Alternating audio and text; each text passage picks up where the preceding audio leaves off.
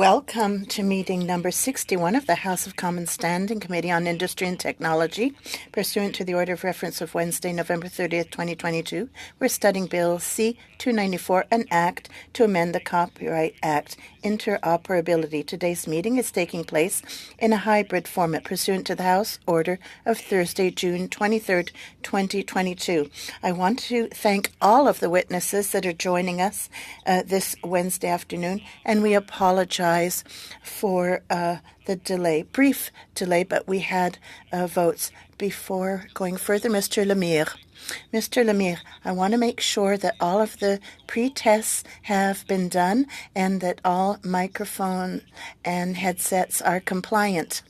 Yes, Mr. Lemire, I can personally reassure you, I witnessed those pre-tests. Thanks you for raising that. With us today, Alyssa Santivani, Assistant Professor, Western University, Anthony Rosborough, Researcher, Department of Law, European University Institute, joining us by video conference, Canada West Foundation, Carlo Da, Director, Trade and Investment Centre. Welcome. We have from Honeybee Manufacturing Limited, Jamie Pegg, General Manager, and Scott Smith, Component Systems and Integration Manager. Section we have from the Intellectual Property Institute of Canada, Catherine Lovrix, Chair, Copyright Policy Committee, joining us by video conference. Welcome once again. Colleen Stanley, Member, Copyright Policy Committee. And from the Public Interest Advocacy Centre, John Lawford, Executive Director and General Counsel. So we have a busy meeting this afternoon. Thank you for joining us. Without further ado, I'd like to begin with Ms. Santivani. Good afternoon, Mr. Chairman and honorable members of the committee. My name is Alyssa Santivani. I'm an assistant professor at the Faculty of Information and Media Studies at Western University, where I work on technology policy, law, and ethics, and serve as co-director of Tesserae, the Center for Digital Justice, Community, and Democracy at Western University. I have a JD specializing in intellectual property law and a PhD in information science. I've held research appointments at the Center for Law and Technology at UC Berkeley Law School and at the Center for Innovation Law and Policy at University of Toronto Law School. I'm currently the primary investigator on a SSHRC-funded study of copyright, computerization, and the right to repair. I'm grateful for the opportunity to speak with you today about Bill C-294. This bill improves the existing exemption, but in my view, it doesn't go far enough. First, I'd like to acknowledge that this topic is both critically important and also somewhat inaccessible. Interoperability demands that we navigate between distinct, sophisticated, highly technical fields, copyright law and TPMs on one hand, and the design of complex emerging technologies on the other. This is no easy task. I caution the committee to be wary of what I'd call strategic befuddlement, a tactic used by some stakeholders to obfuscate and confuse rather than illuminate what is really at stake through the use of overly technical jargon. With that in mind, I'd like to make a few brief, hopefully straightforward, big picture points and offer a few recommendations. Interoperability is the act of making a new product or service work with an existing one. This includes peripherals, consumables, interfaces, data, software, replacement parts, and so forth. Interoperability is good for consumers, for research, for follow-on innovation, and it's good for competition. The standards and shared norms at the heart of interoperability make life simpler, more efficient, and more connected. Interoperability can be cooperative, ambivalent, or adversarial. It's this last category, coined by Cory Doctorow and the Electronic Frontier Foundation, that is perhaps most relevant to our discussion today. Adversarial interoperability, also called competitive compatibility, is where new products and services connect to existing ones against the wishes of the original company. Before TPMs were added to the Copyright Act, this form of non-consensual interoperability was a normal way of innovating in tech and other sectors. TPMs changed that, though. TPMs were originally intended to create artificial digital scarcity so that creators of creative and artistic works who feared that the burgeoning internet would lead to unfettered infringement of their works online wouldn't lose all incentive to create. Times have changed. We can now see that TPMs overshot their original mark. Today, TPMs are used to restrict a wide range of lawful, non-infringing activities that bear no relationship to protected works at all. By being keyed to access rather than infringement, TPMs have been a disaster for consumers. Even with the current interoperability exemption, TPMs have also been a disaster for follow-on innovation because they can still be used to inhibit competition and protect the business models of incumbents. For example, in the context of repair, companies today routinely use proprietary tools and interfaces and parts pairing restrictions to block third-party replacement parts and lock out independent service technicians. Even more troubling, though, companies like Apple, John Deere, and video game console makers Microsoft and Sony even block their own authentic OEM parts from interoperating with their products, absent some additional authorization by and payment to a company-approved technician. The use of TPMs to block interoperability is anti-competitive, anti-innovation, anti-consumer, and reflects, in my view, an astounding degree of corporate greed. There's a lot of talk about how we live in a connected world, but what all of this shows, I think, is that we don't really. TPMs lock consumers and third parties out. They also lock us in to ongoing relationships with companies and service providers, whether we like it or not.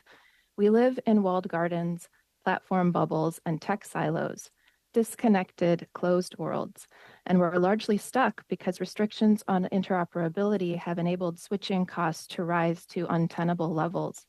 We lack the economic agency to leave for an alternative or substitute provider. No matter how nice the trappings might appear at times, a cage is still a cage. Bill C-294 represents a step in the right direction, but in my view, it doesn't go far enough. In addition to what I've already said, I'm concerned that the entirety of the Internet of Things may remain insulated given the bill's focus on embedded computer programs. Okay, so in terms of offering some recommendations, I have a few that I'll put forward in sort of a descending order of radicalness. First, well, we could get rid of anti-circumvention provisions. Infringement is already illegal. Let's let the Copyright Act do what it was designed to do. Second, we could mandate interoperability rather than permit it in limited circumstances. Third, we could create broad immunity for acts aimed at promoting interoperability. Fourth, we should absolutely reform the TPM provisions to make clear that anti-circumvention only applies to infringing activities and that exemptions to infringement such as fair dealing and research are preserved. And finally, we should create broad exemptions for interoperability that include computer programs and embedded systems, but also smart technologies, peripherals, consumables, interfaces, data formats, connectors, and so forth. Making and trafficking in tools to accomplish the above should also be clearly exempt. Thank you for this opportunity to speak with you today. Merci beaucoup, Madame. Thank you very much, Ms. Centovani. Now, Mr. Rosborough, 5 minutes. Thank you. Good afternoon, Mr. Chairman and honorable members of the committee. It's my pleasure to once again appear to share my perspective on copyright software TPMs and anti-circumvention policy, this time in relation to Bill C-294 and interoperability. I'm a doctoral researcher in law at the European University Institute and graduate of the Schulich School of Law at Dalhousie University. I am also a practicing member of the Nova Scotia Barristers Society. My doctoral thesis explores the design, function, and implications of TPMs across the automotive, consumer electronics, and agricultural equipment industries. My research includes an exploration into how TPMs impact innovation and interoperability, and I've spent a significant amount of time learning from cybersecurity experts, electrotechnical engineers, and Canadian innovators to better understand this issue and its relationship to copyright law. In 2021, I published a peer-reviewed article in the Canadian Journal of Law and Technology, which examines Canada's copyright interoperability framework and addresses many of the issues under consideration by the committee today. So I've provided a copy of this, electronic copy of this article to the committee clerk for your review. Overall, I strongly support this bill and the concerns of Canadian innovators who have found TPMs to be an obstacle to devising new products and services, as well as the source of considerable business risk and uncertainty. These perspectives demonstrate that innovation in the 21st century does not occur in a vacuum. It's a cumulative process, and it thrives when knowledge and expertise can be devoted to improving the technologies we already have, to perform new and unprecedented things. In the world of embedded computer systems and the Internet of Things, interoperability is synonymous with innovation. Bill C-294 reflects this reality, and it reflects the needs of Canadian innovators by not allowing manufacturers to prevent competition in secondary markets under the auspices of copyright. So in my remarks today, I would like to make three main points. First, to explain why the Copyright Act's existing interoperability exception is inadequate. Second, to explain how the bill could be improved. And finally, to clarify the appropriate role and scope of copyright law in this context. So looking to the concept of interoperability in the Act, the existing exception allowing circumvention of TPMs, it conceptualizes interoperability as the mutual exchange of information between two computer programs. Now, given the history of this exception, this narrow view is understandable.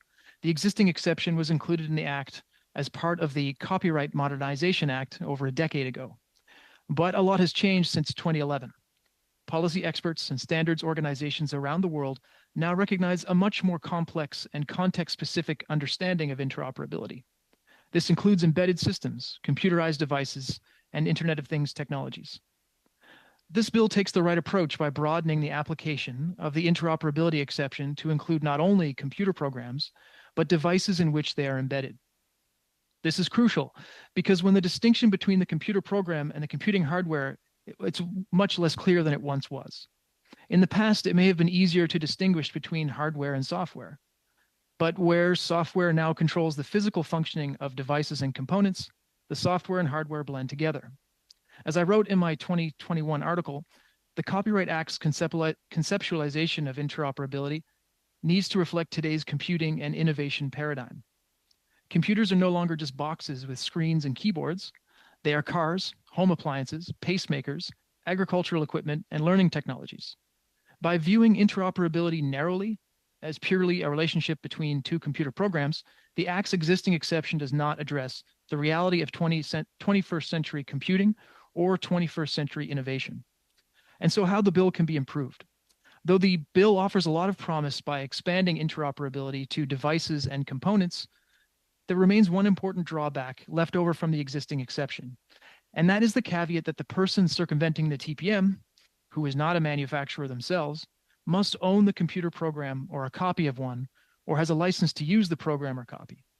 Now, it may not be clear in every case that a person circumventing a TPM for interoperability has a license to use the computer program embedded in the device, or is the owner of a copy of the program. For this reason, the bill could be improved by making it clear that the ownership of a device or component in which a computer program is embedded creates an implied license to use that computer program. By legislating an implied license to use the embedded program for interoperability, Canadian innovators and researchers outside of the manufacturing context could develop interoperable solutions without the prior consent of the original manufacturer. This creates for a more open and competitive marketplace, better choices for consumers, and ensures that copyright law is not used by foreign multinationals to stymie Canadian research and innovation. This brings me to my last point, to clarify the role of copyright law when it comes to innovation and computing. The purpose of copyright law is to incentivize the production of artistic and literary works. It encourages authors to bring ideas into the public realm. And software is a type of work capable of copyright protection, but the physical functioning of the devices which it controls are not, and were never intended to be within the scope of copyright law and policy. If we follow the logic of rights holders, it goes something like this. Where there is computing hardware, there is software. Where there is software, there is copyright. And where there is copyright, TPMs can be used to prevent access. The trouble is that even where access to software bears no relationship to infringement, the Act still treats that as an unlawful activity. So though original equipment manufacturers and industry groups may contend to this committee that the bill could enable piracy-related circumvention of TPMs for infringing acts under the auspices of interoperability, this fear-mongering is unfounded for two reasons. First, I strongly doubt that any of us are interested in making unlawful copies of the firmware used by our microwaves, televisions, or laptop computers. And I have a hard time believing that bootlegged copies of firmware would attract much interest on illicit markets. But secondly, and more importantly, we need to be clear about what is really being contorted here. The bill is not about enabling piracy under the auspices of interoperability. The bill is about preventing OEMs from roadblocking innovation and research under the auspices of copyright. At a fundamental level, access control TPMs in physical devices undermine the public policy goals of the copyright system as a whole. They function as absolute barriers to the diffusion of knowledge. They're indefinite in duration, and they can undermine Canadian competitiveness and innovation in the global marketplace. Innovation, research, and discovery are not infringing activities. Canadian innovators should not be held hostage by copyright protections designed to protect digital content industries from online infringement decades ago. So to conclude, I ask this committee to consider amending the bill to include an implied license to use the computer program embedded in the device or component necessary to achieve interoperability. And that would broaden the scope of the bill's application to research and innovation beyond product manufacturing.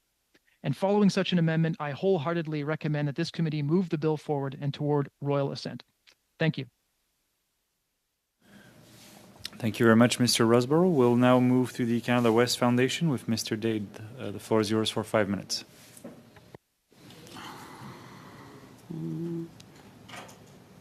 Merci beaucoup, Monsieur le Président. Thank you very much, Chair. I would like to begin my testimony. J'espère que tout. I will skip the introduction. On Canada West, I think everybody knows our foundation. We're a policy research center for 4 Western provinces. We spent years, over a decade, working on the issue of right to repair. Given the importance of agriculture for Western Canada, our export-based economy that supports the West and Canada, it's been an issue of obvious concern. Based on that work, about 5 years ago, we received a call out of the blue, sans cri guerre, literally, from Frontier, Saskatchewan, on an issue that's related to right to repair, a manifestation of the work that we've been doing on guaranteeing the rights of farmers to be able to access their equipment. That issue is important not just to the West, it's important to Canada. It's a national issue. So what I'd like to do today is skip over the technical briefing. You've got Anthony and much better experts than I to go over the technical aspects, but to talk about why this issue is important to the nation. There are 5 reasons in terms of context. Number 1, a phrase all of you have used frequently, a national priority, good middle-class jobs. This company and others like it across the West and in Ontario and elsewhere are producing good middle-class jobs. Since the last time Honeybee was here, they've added 20 of these jobs.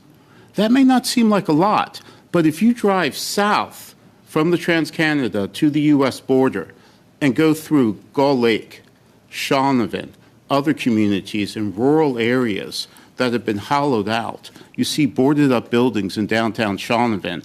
A company that has 200 good middle-class jobs supports not just the town of Frontier, but the southwest corner of Saskatchewan.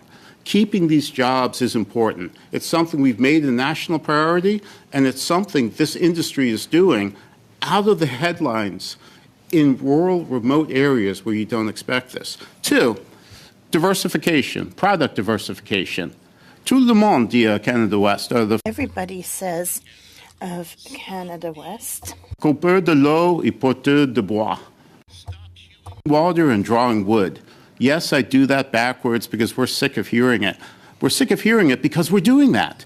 We are building on our capacity to do things like difficult dry land farming and build new products.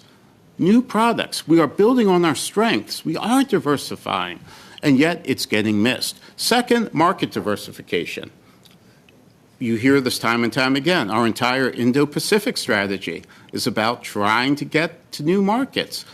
If you're making new products, you're going to new markets. And the figures on the growth of this industry and the growth into new markets, without help from the government, without massive subsidy, people are coming to Canada because of our unique ability to make products that the OEMs won't, to solve problems that others won't.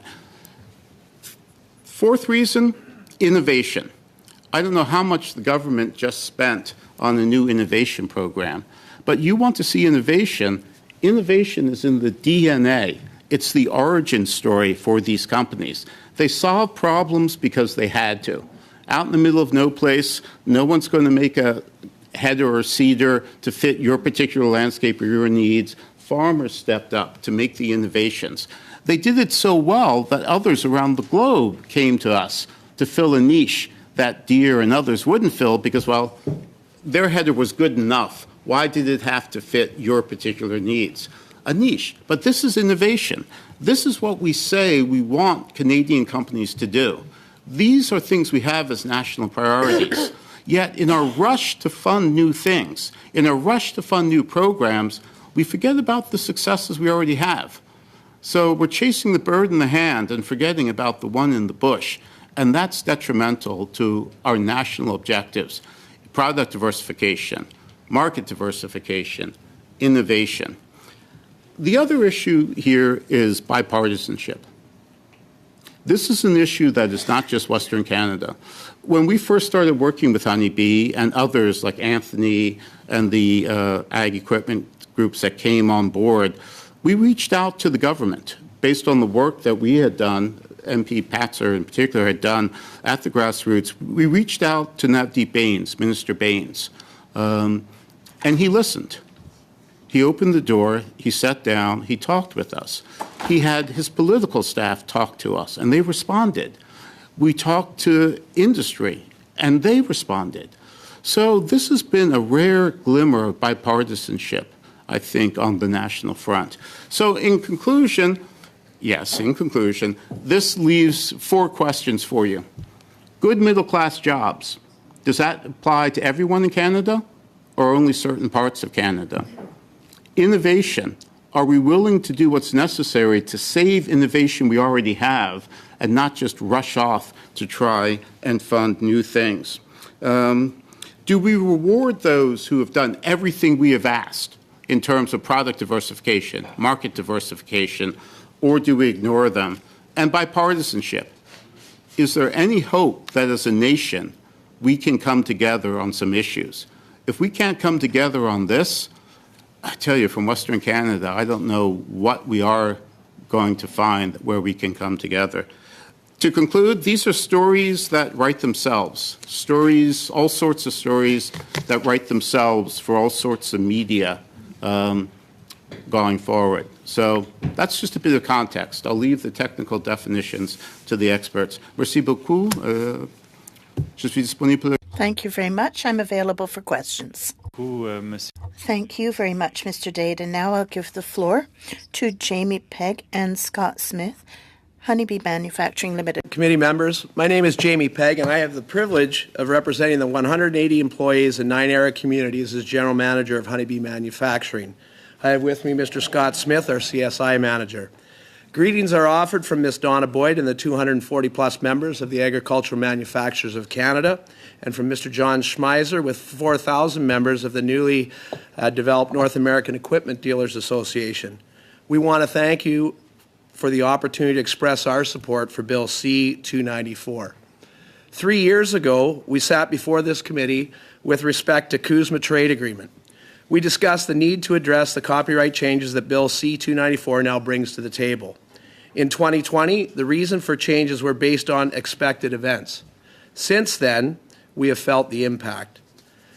TPMs have disabled technology at normally interoperable intersections between products from Canadian agricultural manufacturers and OEM equipment platforms. The result is a 53% market denial in Canada alone for Honeybee. The proverbial USB port has been replaced with an OEM-specific connection that is not publicly documented and no compatibility parts are available. We are a global company.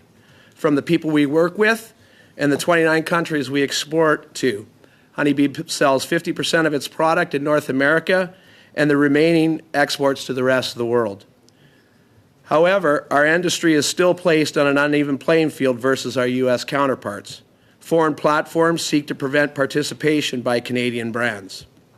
Honeybee's opportunity to capitalize on intellectual property is based on our ability to interoperate with OEM equipment platforms. Interoperability means that a honeybee harvest header can plug and play with OEM equipment. Historically, this has been provided in a straightforward and obvious way, just like the way that a keyboard plugs into a computer. Today, Canadian industry is technically blocked by some dominant international brands, with the impact being a loss of substantial market participation opportunity. The net result is authorized use only. This is controlled by the OEM digital locks and keys that are unavailable to implement manufacturers. Instead of spending our research budget on innovation, we are burning it on adaptation.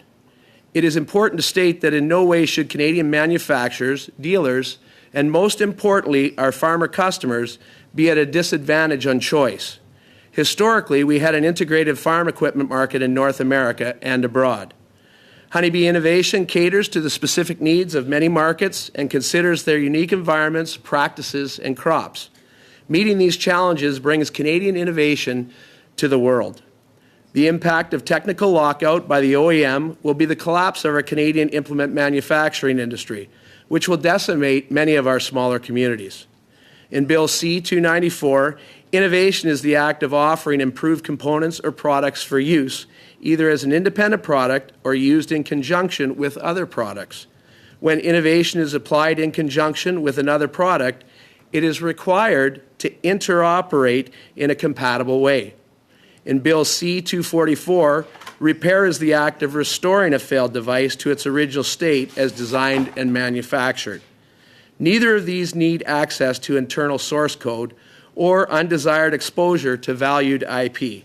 What is needed is the supply of external specifications for protocols and interfaces to achieve the required functionality result. Historically, this has been the norm.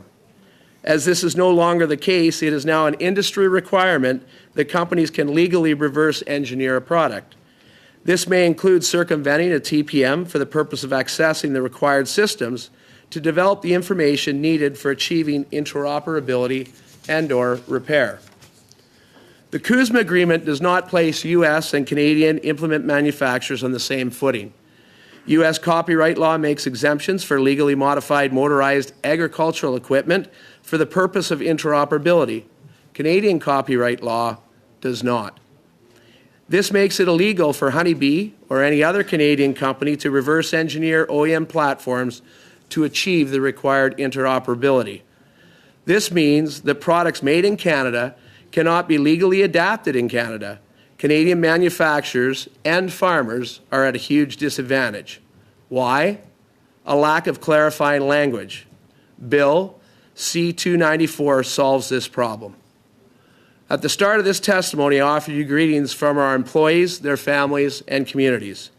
My desire is to see the number of employees and families increase with company growth because Bill C-294 is passed. If we really want to support Canadian content and innovation, we should support the work of Canadian manufacturing. By passing Bill C-294, we are voting for Canada. Thank you. Thank you very much, Mr. Pegg. We'll now move to Catherine Lovrix for 5 minutes. My colleague, Colleen Stanley, that's in the room with you, will actually be giving our opening submissions.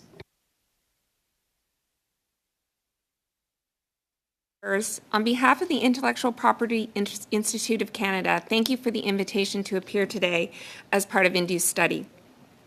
My name is Colleen Stanley, and I'm here as a member of IPIC's Copyright Committee and as a member of the Subcommittee on Interoperability.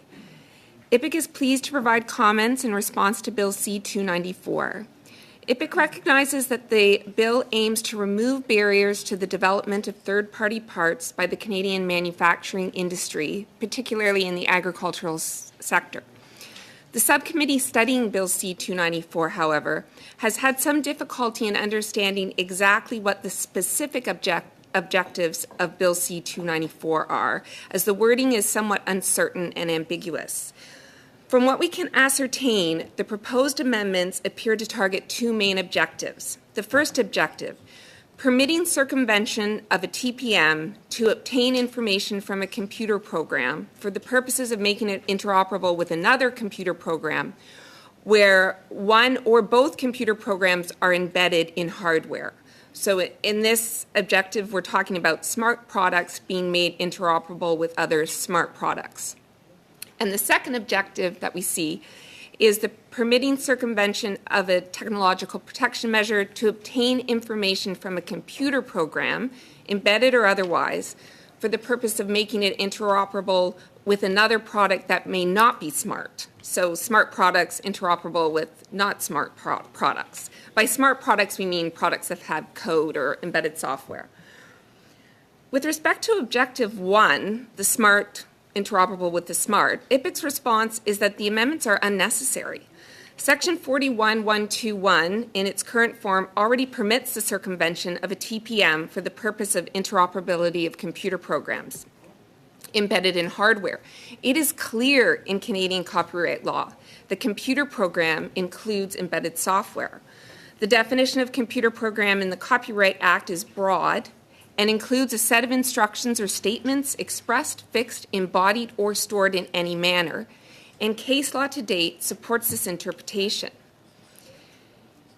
In addition to the amendments being unnecessary, they would introduce uncertainty into the Copyright Act because computer program is used throughout the Act and in each instance is interpreted to include embedded software.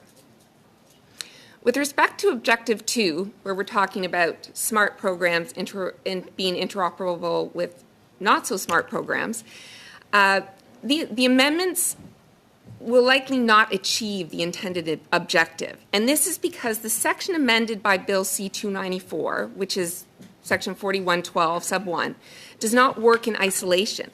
It works in conjunction with two other sections of the Copyright Act. One section provides that the benefit of the TPM interoperability exception is lost if the circumvention enables a copyright infringement. And the other section provides that reproducing a computer program for the purposes of making it interoperable with another computer program is not an infringement of copyright. But making a computer program interoperable with a product or device is not covered by the infringement exception. So this does not necessarily mean that an infringement would result from breaking a TPM, but in many cases it could. And therefore, as drafted, Bill C-294 would end up creating a TPM circumvention exception that may be available only sometimes or not at all. With respect to Objective 2, there's also the issue of treaty compliance. CUSMA sets out the exception for circumventing a TPM for purposes of interoperability and provides that such exception be for the sole purpose of achieving interoperability with another computer program. As well, the use of a broad term like manufactured product will introduce uncertainty into the Copyright Act and may result in a TPM circumvention exception that is much broader than originally intended. In conclusion, if the government wishes to pursue the policy objectives in Bill C-294, IPIC advises taking an approach that considers three factors. First, how the Copyright Act works as a whole.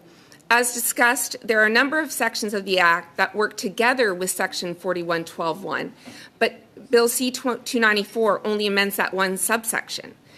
And they also have to take into account Canada's international treaty obligations. These require that any exception to the protection of a TPM be carefully crafted, narrowly focused, and enable only non-infringing uses. And the third factor is societal safety and security issues. TPMs play a vital role beyond intellectual property protection. Circumventing TPMs can open access to sensitive or private information stored within a computer program or impact its safe operation. The broad variety of TPMs and their related business models call for a legislative framework that identifies specific cases where safety and security can be taken into account. So in conclusion, a targeted regulatory approach with a framework for case-by-case assessment that would consider the risks and benefits of each exception is the approach recommended by IPIC to address the policy objectives raised in Bill C-294. IPIC will provide suggested wording for proposed amendments that would address these concerns in IPIC's brief, which will follow shortly. Thank you very much. Merci beaucoup, Madame Stanley. Thank you very much, Ms. Stanley. And now, Mr. Lawford, 5 minutes. Merci. Chair, honourable members, my name is John Lawford. I'm the Executive Director and General Counsel at the Public Interest Advocacy Centre. PIAC is a national nonprofit and a registered charity, and we provide legal and research services on behalf of consumer interests, and in particular vulnerable consumer interests concerning the provision of important public services. And we've been active in the field of consumer protection and policy in digital consumer protection policy for over 20 years. PIAC supports Bill C-294's goal of the creation of an exception to technical protection measures under the Copyright Act to allow consumers or businesses to circumvent TPMs for the purpose of attaching a further product to enhance the utility of the original consumer or business product in which the TPM is embedded. The expression of the circumvention right in Bill C-294 covers all software-enabled products, but only to the extent that the TPM circumvention is required to make another product, quote-unquote, interoperate with the restricted product. It is aiming, therefore, at attachments or aftermarket products. This aspect of the bill is its strength, as it limits its ambit and perhaps will not tread on the perceived rights of the initial owner's copyright or market. In other words, the primary or parent product must still be purchased by the consumer, and then the attachment or aftermarket product is permitted to read the information from the parent product to be made functional. What this bill does not do, unlike Bill C-244, is give consumers a right to repair that furthers the public interest and their aims of consumer freedom and right to use their legally owned items more flexibly, the extension of useful life of products, the avoidance of consumer costs, and environmental harm from needless disposal of otherwise workable products, and the toxic and expensive precious minerals that are in them, as well as increased control of the timing and expression of consumer demand that can lead to increased competition, consumer choice, lower prices, improved customer service, greater innovation, and support of small, local, and repair businesses.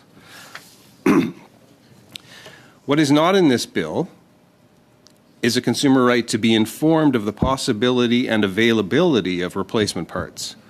This is required in France under their Code de la Consommation, under Article L111-1, which requires vendors to publicly list a product or service's functionality, compatibility, and interoperability with computer programs. Parliament would also do well to consider, as in Article L111-4 of the same French law, stipulating a list of consumer electronic products that must have replacement parts available to any repairer for a period of at least 5 years after the sale of the last unit of the specified consumer goods.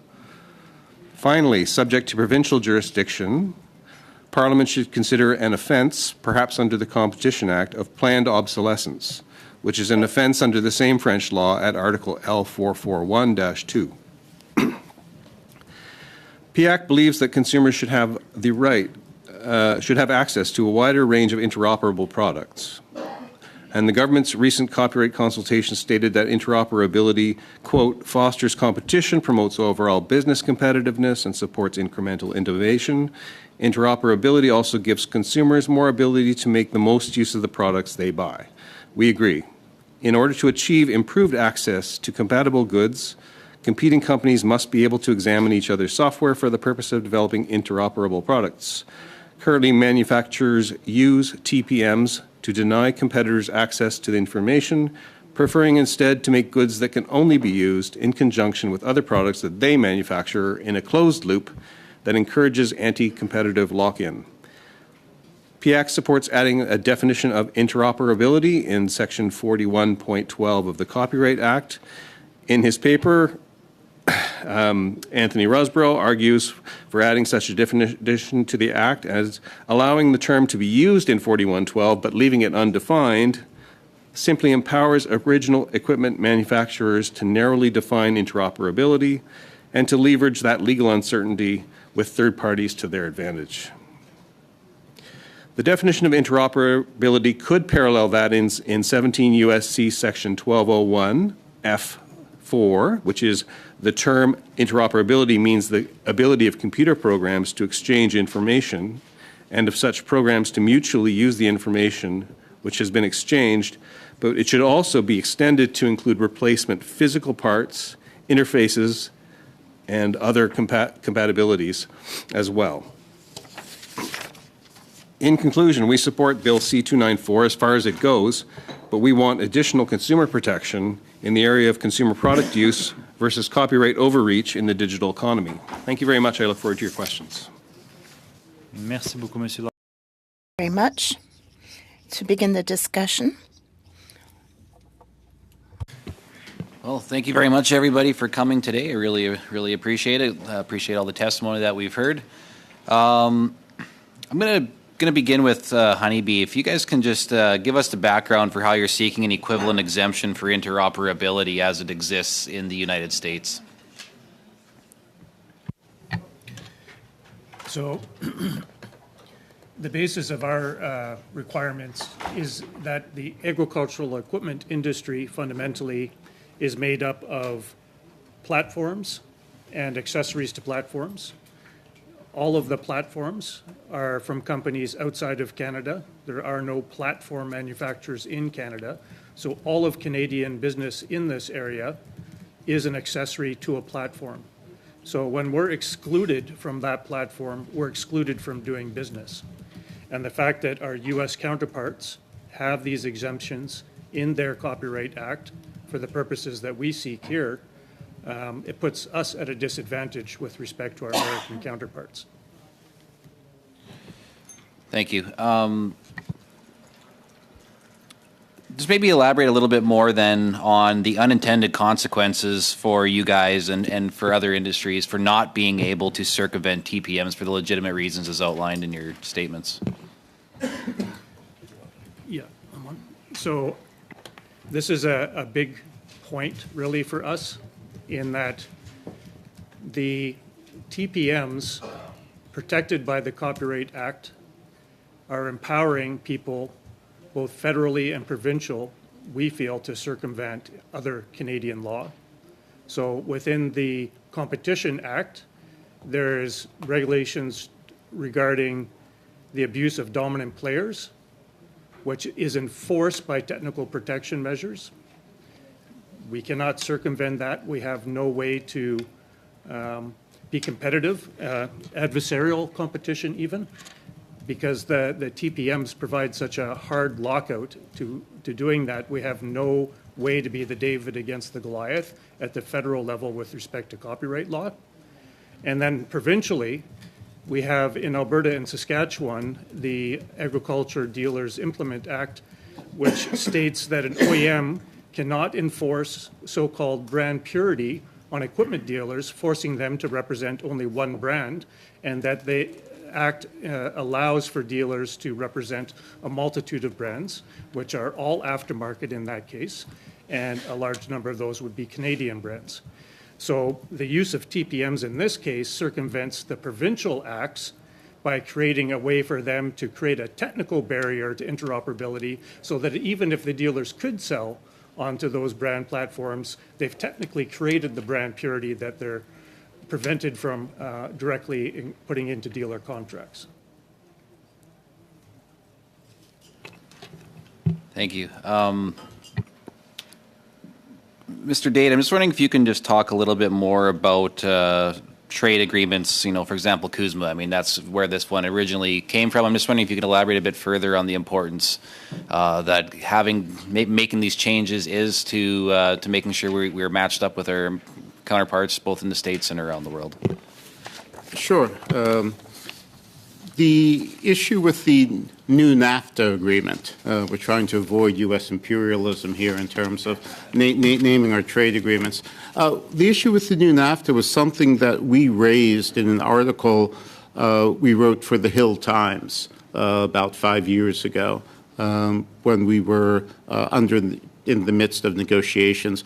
I also spoke with Foreign Affairs, the team negotiating the agreement, and raised this with them, asking if my hypothesis that the agreement could imperil our ability to amend copyright and to fix interoperability issues would be an issue.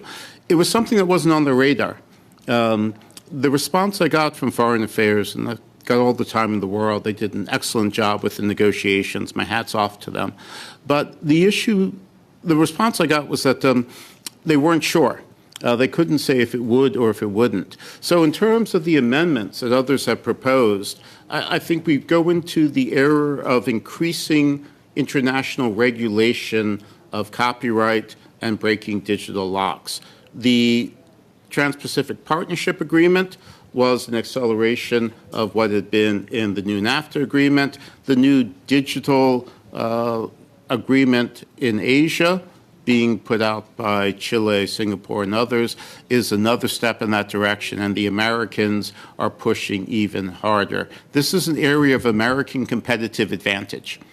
And as such, the Americans are using trade agreements to assure that they maintain competitive advantage. We're allies with the U.S., but we're also economic competitors. And with the Americans, we've got to keep one eye on our wallet with things like this. So going forward, we really need to start paying more attention to this. Thank you very much. We've got about 30 seconds left. So, Honeybee, if you can just elaborate just really briefly on the importance of innovation, maybe from an environmental context. Quickly, the header that we had growing up was a 42-footer. How big are headers now? That means less passes down the field, but maybe you could just elaborate on that quickly. Yeah, so today our offering goes from 25 feet up to 60 feet. 60 feet was developed for what's called controlled traffic, where it limits the amount of vehicle traffic in a farmer's field to maximize the return on the seed that's planted. Also, the weight of the header has been reduced in order to reduce fuel consumption, and every little aspect of this contributes to benefits. Informally, we've measured double-digit fuel savings in the work that we've done with a combination of lightweighting, long size, centrally mounted mass, and directly mechanically driven. Actually simplifying products, taking technology out of the products has actually made them more efficient. Thank you very much. Mr. Gahir, the floor is yours. Great, thank you, Chair, and thank you to all the witnesses for making time for this committee. Ms. Santivani and Mr. Rosborough, thank you again for being here. We really appreciated your testimony on C-244 a few weeks ago. So as we understand it, Bill C-294 raises similar concerns around Canada's obligation under CUSMA. Would you agree with this, and are there suggested amendments that you would make or that you want the committee to consider? I'm happy to take the first crack at that question. So in some ways, your question echoes a little bit of the submissions from IPIC. And on that point, I mean, my position is that this bill is in many ways consistent with the obligations, Canada's obligations under CUSMA.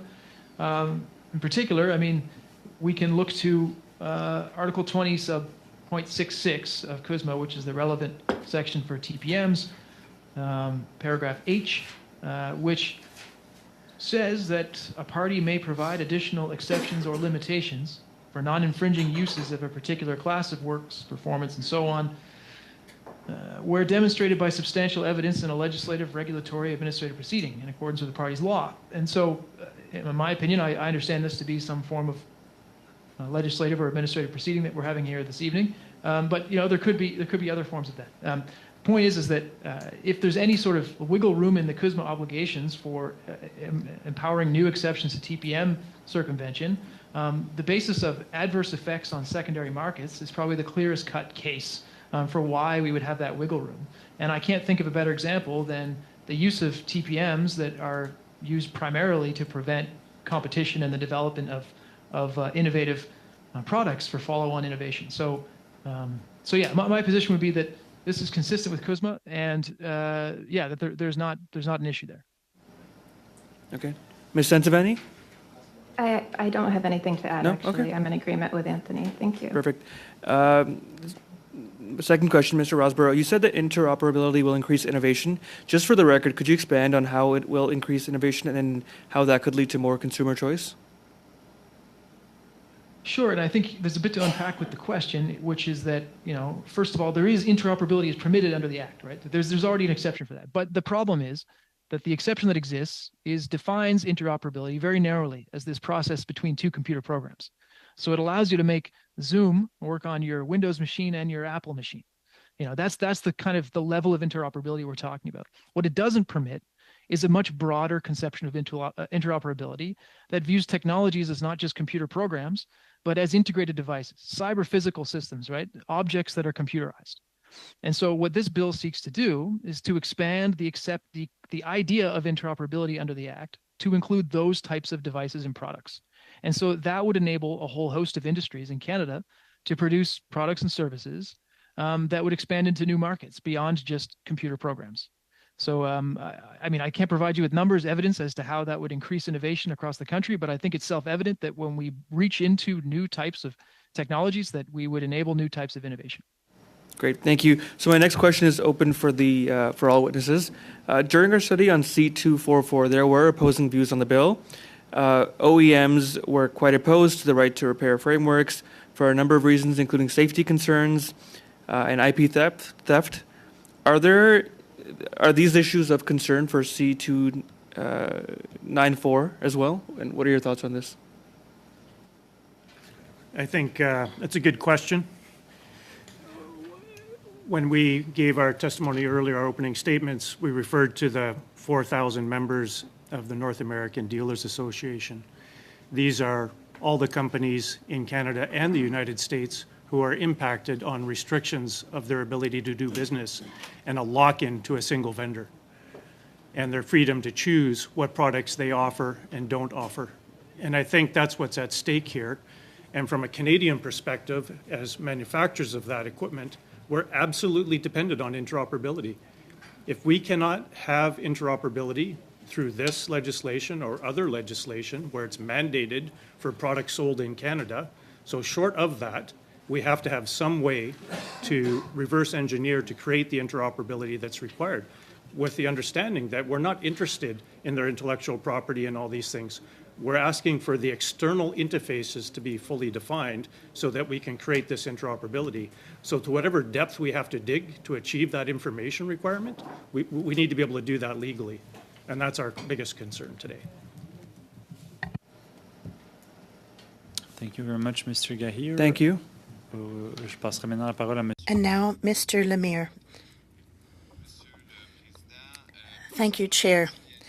Professor Centinivani raised issues about objects and technologies that are not covered by Internet. Do you agree with Ms. Stanley that the changes to the Copyright Act are not necessary?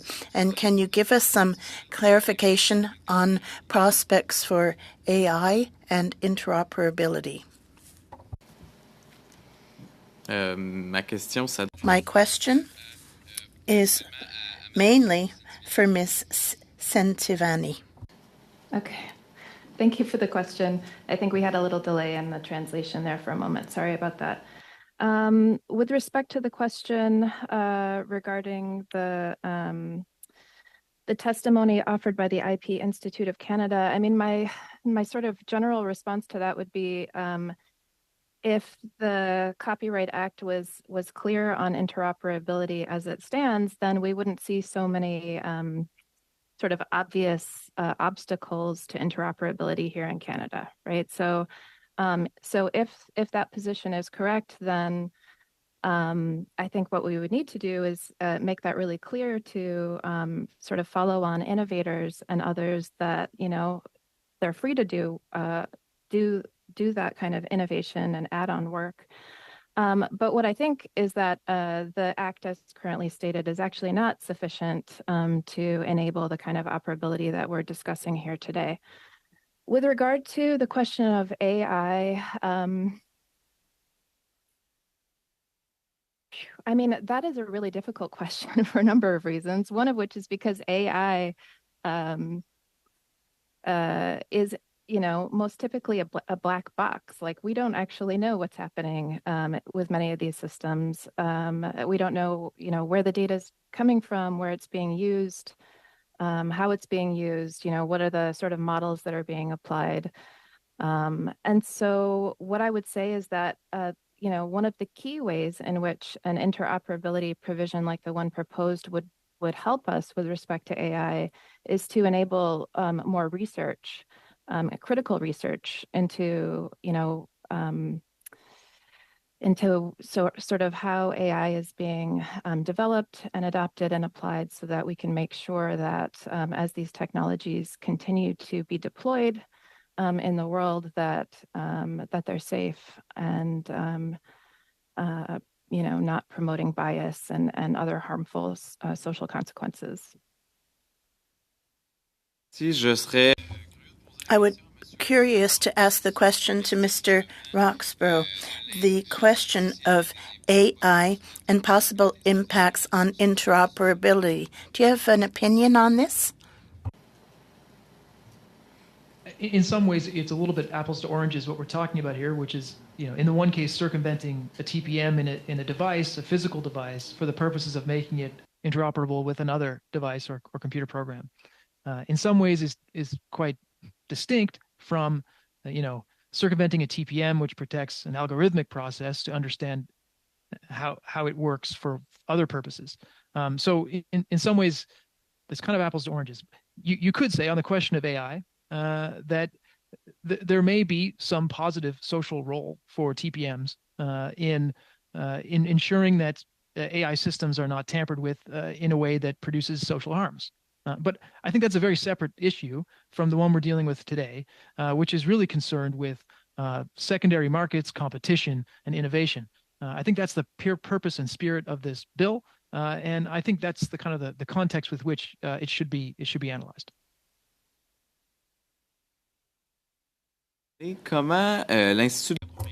How does the Canadian Institute in Copyright deal with different computer programs based on AI on copyright? Why has this issue not been raised with the United States in agreements such as CUSMA?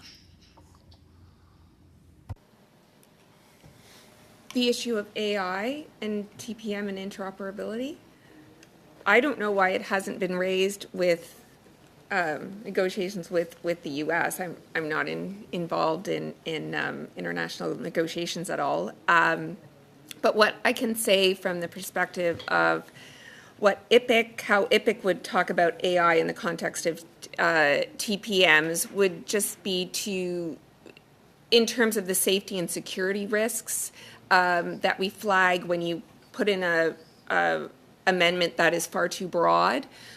Which is one of our concerns with Bill C-294. It may not be intended to be broad, but the language that's used, like manufactured product and device component, it could have, many unintended interpretations and consequences.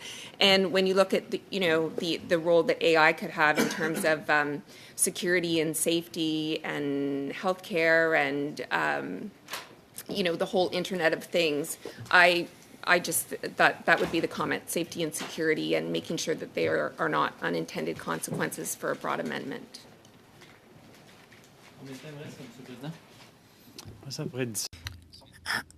How many minutes left? 10 seconds.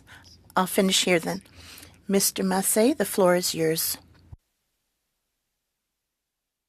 Thank you, Mr. Chair, and thank you to the witnesses. Again, many repeat performances. I think this issue really is, quite frankly, a matter of political will at this point. We've had a lot of evidence over the years presented ourselves. I do want to go, though, to the concerns that are being raised about, USMCA, CUSMA, whatever you want to call it, and ask, I guess, Ms. Stanley, walk us through, if we pass this law, what you would envision the process would be for Americans to take us to task. I mean, there's lots of trade issues that we have right now, but at the same time, they have massive subsidization and investments, and even further ones that'll come in semiconductors and so forth that are extra restrictions on production and access into Canada. So let's go through the fear factor here in terms of what takes place for Canada if we pass a law like this that obviously has different protections in the United States because of their systems. Similar to my former bill on right to repair, it was the Environmental Assessment Act on their side that actually gave their manufacturers access to or have to provide others to OEM materials for the aftermarket for the auto sector. So walk us through what would happen. Objective of the bill to take away barriers to interoperability to improve the businesses that Honeybee and other agricultural parts manufacturers. It's the issue is just a technical one that the current CUSMA section on technological protection measures and exceptions to them doesn't allow for non-infringing exceptions. And the way that the C-94 is drafted, it seems that it would allow, at least in some cases, non-infringing exceptions. So, it really gets down to a drafting issue. It's not, I'm not talking about the broad policy issue here. It's that as currently drafted, it would put us offside CUSMA, in particular Article 20.66. But I'd like to ask my colleague Catherine Lovrix if she has additional comments. So I guess on the initial question, which is what's the remedy? What would the U.S. do if we're found to be offside? I'm not sure if that's more of a political question than a legal question. I actually think it's a legal question because we can't constantly hear this, and I think members at this point should be walked through in terms of the process of U.S. Maybe you're not the best witness for this in terms of that, so I don't expect that. Maybe we need a trade expert here at this point because we keep getting all this, and yet we don't really have anything specific as consequences other than straw examples of or real practical ones that you have brought that really point to specific legislation. So I don't want to put you in an unfair situation either. So thank you for acknowledging that. I do think that really somebody that is an expert in sort of trade relations would be better suited to speak to what the remedy would be under CUSMA. I will also flag that, and while it's only provisionally implemented, there's similar concerns with respect to CETA. Or provisionally implemented, rather. There's similar concerns with respect to CETA, so both of those regimes should be looked at. TRIPS doesn't go quite as far, but I think TRIPS also is a treaty that should be looked at. And picking up on my colleague Ms. Stanley's comments, I think that our submissions are not that the policy objectives behind the particular bill shouldn't be we take no position on the policy objectives. Okay. We're saying from a technical perspective, when we had a team of very seasoned copyright lawyers looking at the wording of the bill, and we had trouble reconciling how it would actually operate given other provisions. And ultimately, from a lawyer's perspective, we were concerned that if this is implemented, it's going to introduce a ton of ambiguity and also be ineffective, just given that this seems to take a very, very discrete look. It uses plain language that is out of step with the rest of the Copyright Act. And picking up on Dr. Rossborough's comment with respect to whether or not embedded products are covered in the first place, from our perspective, that's a non-issue. If he's in fact correct that somehow computer software embedded in a product is no longer computer software, then this is moot. This whole conversation is moot because we don't trigger the TPM protections in the first place. And there's clear case law on point that computer software does include embedded software. So I think we're just speaking from a technical perspective, looking at the specific wording of the Act. It seems to not achieve the objective, and there's also implications under various treaties that should be considered as wording is looked at for the purpose of further amendment. Sorry to go on. No, it's very helpful, and I think I'll wrap up here, Mr. Chair. I know I'm running out of time, but maybe perhaps this committee needs some trade discussion with regards to this, because this bill and the others that we have continually run into the accusations that we run against USMCA, CUSMA, again, whatever you want to call it. I'm very familiar with the process to go through it, but it seemed as almost to scare us off from taking any action. And then at the same time, if that is true, then perhaps we need some definitive, consequential, and process understanding to make a political decision about a bill at this point in time, because I think we've heard enough testimony over the years. Thank you, Mr. Chair. Thank you, Mr. Massey. I'll just give the floor to Mr. Dade, who wants to intervene. Commerce International. Chapter 31, you're looking at a dispute settlement claim from the Americans under Chapter 31. You're already facing these with the Americans over dairy TRQs. Others have been raised.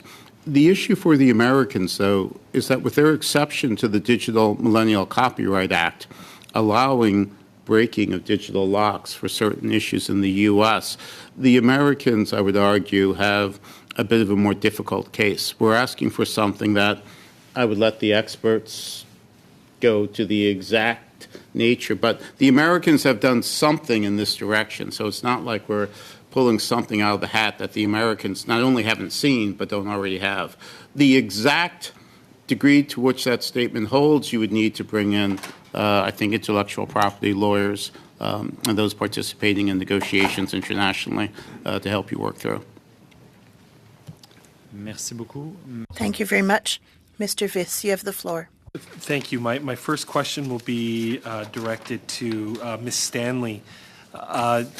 Discussions of interoperability in Canadian copyright law often reference the federal court case of Nintendo of America versus King as one of the only cases where a Canadian court has considered the technological protection measure circumvention provisions of the Copyright Act. What did the court say in this decision, and how has the court's interpretation of the Copyrights Act technological protection measures circumvention provisions affected their application as it relates to interoperability? I would defer to my colleague Catherine Lovrix on this question. I know she's more familiar with that case.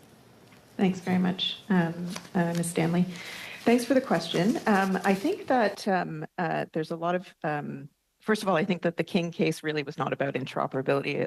It wasn't about homebrew cases. It was about somebody that was trafficking in pirated anti-circumvention devices, and sort of as part of the defense, raised that these devices theoretically could, which on the facts seem to be the case, theoretically could also be used for homebrew, but the evidence was pretty clear that that wasn't what they were being used for. They were being used to reproduce infringing games. So I think that taking that decision in the context of what that case was really about, which wasn't about interoperability, it was about somebody that was trafficking in devices that basically allowed for infringement of copyright. Okay. So I think that's sort of the first thing. And the other thing, and Dr. Rosborough, I think, has taken the position that the case reads in some necessity requirement to the interoperability provision, which on the facts of the case and on the decision itself, I don't actually think is the case.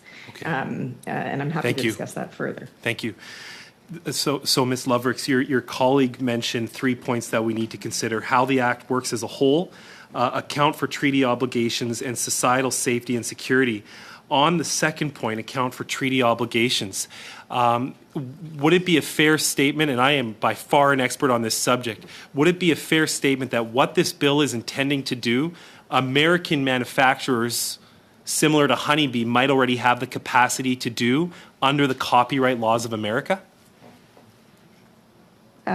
Well, if the objective ultimately is to facilitate circumvention of TPMs for the sake of non-infringing interoperability, I think that there are certainly analogs, and we can look to what our trading partners have done from a legislative as well as a regulatory perspective. And presumably, if we take a consistent approach, we would be likewise on side.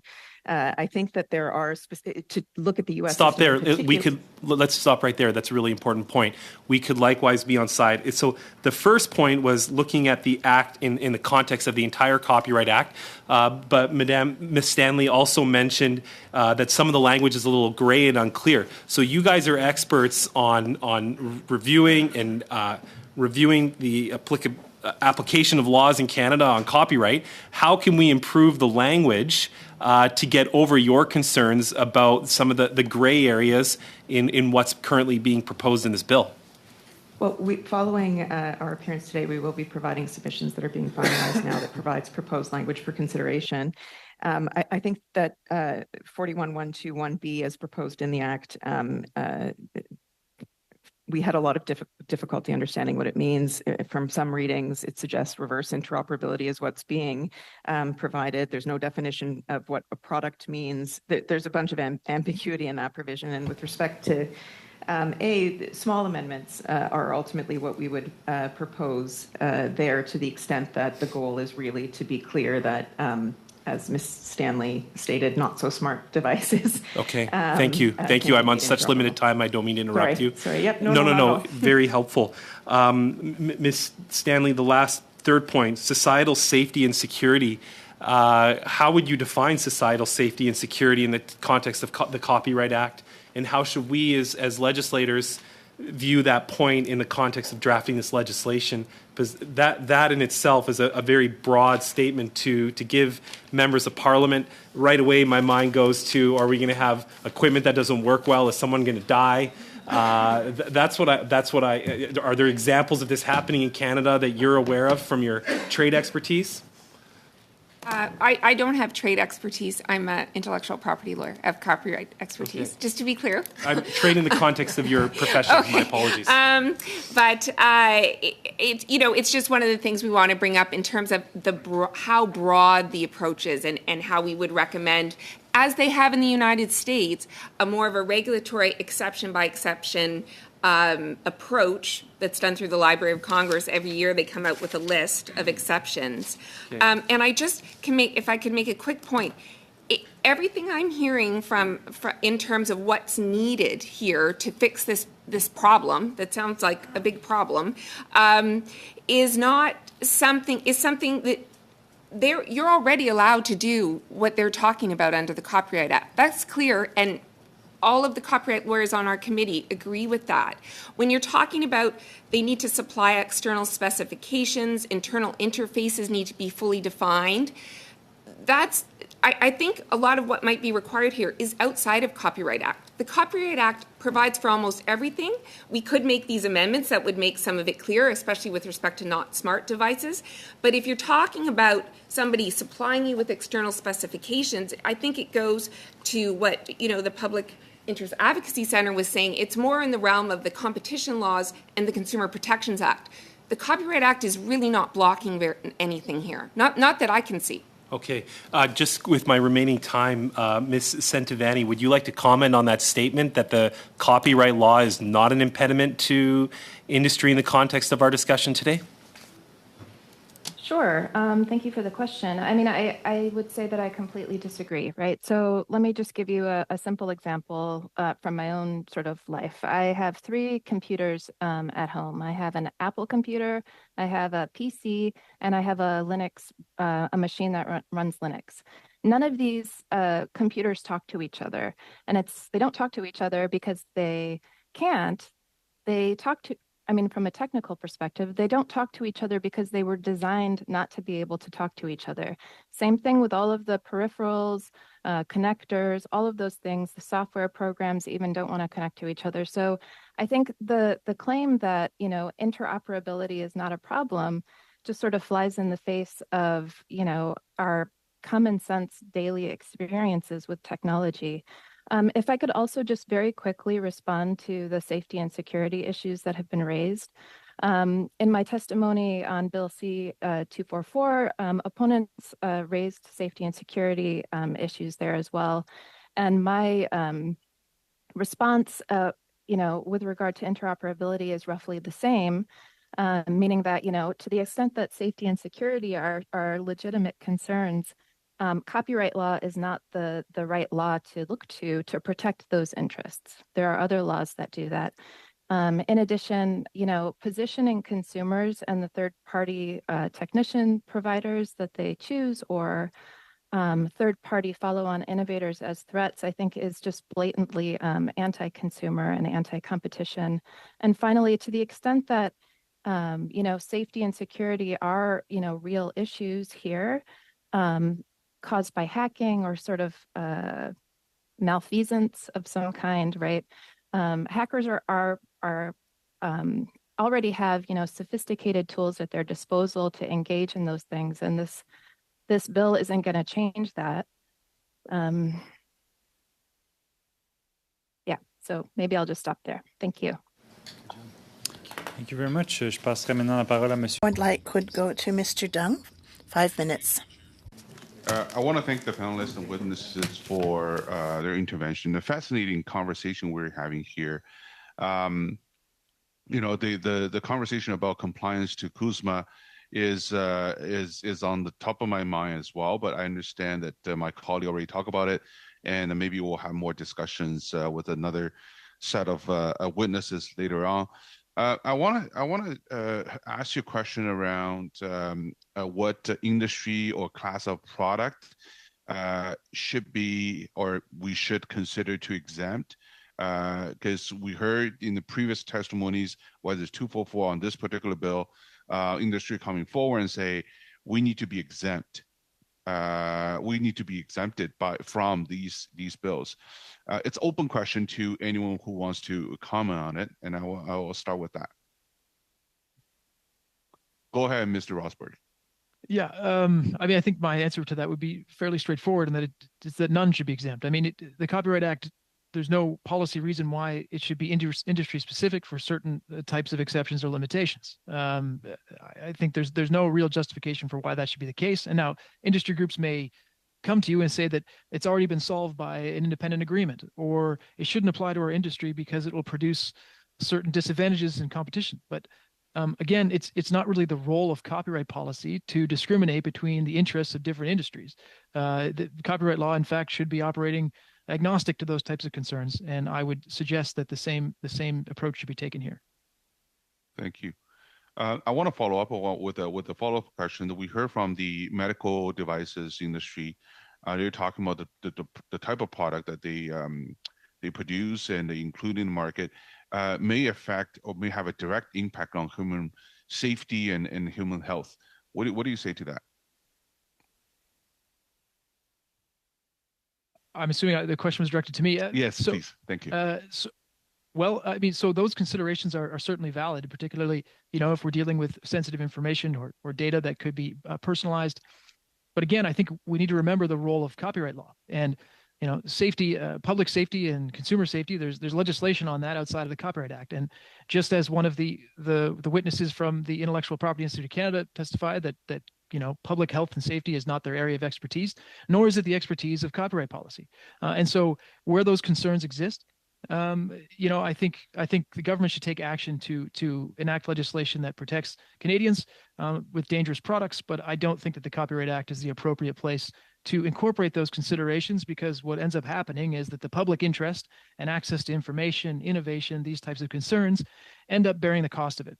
And it's really not the appropriate role for those types of policies. If I may, sorry, on your question, your first question, especially with the new NAFTA agreement, the Americans in the Library of Congress decision to exempt agricultural equipment made a special exemption case to prioritize agriculture. They recognize that agriculture is a different sort of industry and has different sorts of needs. So in terms of the new NAFTA agreement and worrying about the Americans, that would be a safe area. Two, in Canada, for over 100 years, we have recognized the special role that ag equipment plays on the prairies. We have over 100 years of having special requirements for ag equipment manufacturers, interventions in private sector actions, the Ag Equipment Acts in Canada. So I think in terms of looking for not what to exempt, but what to include, you have a strong case for agriculture, both in the U.S. and in Canadian law. Thank you very much, Mr. Day. That was very important. Mr. Rosborough touched upon the consumer protection aspect of what we try to achieve here. I know that it's perhaps under much of it is under provincial jurisdiction. Do you have any thoughts on like what do we need as far as accompany provincial legislation to make this thing work? Of course, federal provincial cooperation is needed for this type of policy, because we're dealing with often products that are the subject of contract warranties. And so consumer protection, though, to answer your question, can mean a few different things, right? With a capital C and P, consumer protection law, in terms of the statutes provincially, will require provincial cooperation. However, there is federal legislation that speaks to consumer safety, consumer product safety. In fact, the Federal Consumer Product Safety Act is maybe one example where the federal government could take leadership in this direction. Of course, not in the absence of provincial cooperation, but in harmony with it. On this point, what role do provinces play in terms of interoperability? If we talk about the consumer protection aspect, but what about interoperability? What role do you see the provincial government or legislature can play? Certainly. Well, as I mentioned, consumer protection acts in the provinces and other legislation provincially that deals with sale of goods, contracts for goods and services, that could be an issue where there could be a contractual restriction on interoperability as between the manufacturer and the consumer. And so that's an area where provincial legislation could come in to ensure that there's a freedom to achieve interoperability irrespective of some contractual term to the contrary, and where a warranty might still be upheld even if the device is modified for the purposes of interoperability. So these are areas where the province could provide some clarity and step in to ensure that contracts for warranties or in relation to the terms of use or for the purchase and sale of goods would be able to accommodate these types of modifications. Anybody else wants to chime in on this point? Sure, very quickly. The Ag Equipment Acts on the provinces would likely have to be updated too, so there would need to be some coordination between the federal government and the provinces. We've already started the work of informing provincial legislatures and MLAs on the prairies about this issue. Thank you, Mr. Dade. Go ahead. I think Ms. Santivani has a point. Yes, thank you. Thank you. Just a very quick point. I think we can all sort of recognize, both in this discussion and the discussion on Bill C-244, that there is broad support, I would say, across Canada, across industries, across, partisan affiliations for these kinds of bills. And so, while a change to copyright law's TPM provisions is not going to, solve interoperability on its own or right to repair on its own, and there'll be other sort of legal considerations at the provincial level that need to be taken into account, I see this as an opportunity for provinces to perhaps distinguish themselves in a way that is pro innovation, pro competition, pro consumer, sort of in the same way like if you consider the United States, right? We know that California has sort of more progressive laws and promote sort of positive shifts in other states in the country that may sort of be more conservative. So I actually see this as being a really promising possibility. Set up, put together a platform for the province to compete, to do some good work. Chair, how much time do I have left? You're over by 3 minutes, Mr. Dong, but I felt generous. I apologize for that. Je passerai maintenant la parole à Monsieur. And now, Mr. Lemire. Thank you, Chair. So, either Ms. Stanley. Now, these provisions in the United States, 1201F in Chapter 17, have an exception for purpose of interoperability. How does that exception compare to the one that we have in the Copyright Act in Canada or that which is proposed in C-294? Ms. Loveworks, could you address this question? Sorry, so how does what compare to what's in C-294, the current provisions, or? The U.S. legislation, and this in regard to interoperability, compared to the current Act or C-294. Can there be alignment? Would these exceptions contribute to make our position more compliant? Yes is the short answer, and we'd encourage the study of that. So the U.S. provision provides for reverse engineering for the sole purpose of identifying and analyzing those elements of a program that are necessary to achieve interoperability of an independently created computer program with other programs. And separate and apart from that exception, there's also regulatory authority that Ms. Stanley mentioned earlier, where specific exceptions can be made. So, for example, dealing with interoperability, there's a specific exemption made for jailbreaking phones, or what's called jailbreaking phones. And that's subject to regulatory review. It's done in a manner that is compliant with our treaty obligations and subparagraph H, which Dr. Roxborough mentioned earlier. But I do think that looking at that approach is an approach that should be considered. In your opinion, would the proposed changes in 294 be in compliance with OEMs, or do you have any proposals to make so that we do not have problems with the Americans? Yes. So following this, we'll be submitting draft possible amendments for consideration that we think would be compliant as well as achieve the policy objectives as we understand them. Proposing a small amendment to paragraph 41.121, and then separate and apart adding a mechanism to permit specific exceptions to be made for components or parts, for example, in the agricultural industry that would consider specific factors. Yes is the short answer. Merci beaucoup. Thank you very much. Yeah.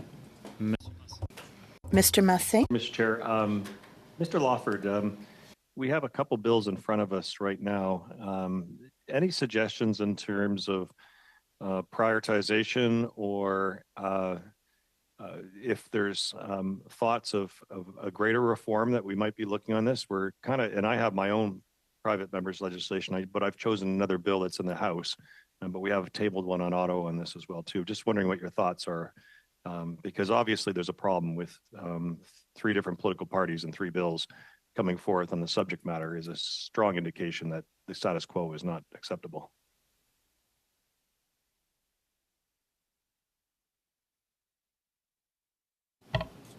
The difficulty you have is that they're sort of all the bills are trying to slice this a slightly different way, but they're complementary, I think. In relation to the one that we're presently speaking about, from a consumer point of view, I think it's going to look ridiculous if our average consumer can't go into an independent repair shop to fix their car and be told that, no, you got to go to Chrysler to do that. I mean, that's nonsense. That's nonsense. And that has to be fixed. And to hear that homegrown additions manufacturer like Honeybee can't operate in Canada and is disadvantaged vis-a-vis the United States because John Deere operates there is also nonsense. So that has to be fixed. And then the other bill, 244, which I believe we testified on as well, is taking a bigger scope to try to aim at a general right to repair. And I agree that it would be much better done inside a review of the Copyright Act in a holistic manner so that, you know, concerns from specialty IP lawyers could be addressed and trade people. But you're trying to do it through Parliament. The bottom line, though, I think, is you're trying to say the consumer and small business dissatisfaction with the copyright balance that was struck is strong. And so the only thing I would add to the mix, which I was trying to say today, is there's a whole consumer protection aspect here that's not being brought into the conversation, and it's done in other countries through things like consumer protection codes at a federal level, and we just don't have that in Canada. The best place I can think to put it is in the Competition Act. I don't want to use all your time, Mr. Massé, but I hope that answers in part your question. No, that was very good. I think I'm out of time anyways, but that was very helpful. Thank you, Mr. Chair, and thank you, Mr. Lawford. Merci beaucoup, Monsieur Williams. Thank you very much, Mr. Williams. Discussion today, and thank you for all the witnesses for being here. Ms. Centovanni and Mr. Rosenberg, thank you for, and welcome back to the committee. I think you're both experiencing probably some deja vu as we were here just about a month ago, almost in the same topic. I want to also delve back into the topic I raised with you both last month, which is supply shortages. Are products which are fully interoperable with each other vital to preventing or lessening the impact of the kind of supply chain shortages we've seen during COVID-19?